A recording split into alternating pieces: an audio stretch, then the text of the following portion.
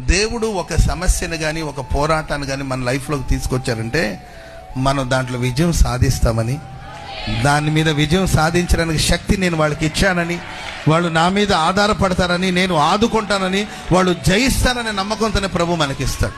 ఏ స్థితిలోనైనా నేను సంతృప్తిగా ఉండటం నేను నేర్చుకున్నాను. ఇవేదైనా నాకు ఇచ్చావంటే నన్ను ప్రేమించి నాకు ఇచ్చావు, ఒకవేళ అది నాకు ఇవ్వలేదంటే దాని వెనకాల కూడా నీకేదో ఒక సంకల్పం ఉంటుంది. ప్రతి విషయంలో దేవునికి కృతజ్ఞతాస్తుతులు చెల్లించాలి. ఇదే దేవుని చిత్తం. వ్యతిరేకమైన కార్యాలు జరుగుతున్నప్పుడు అధైర్యపడద్దు.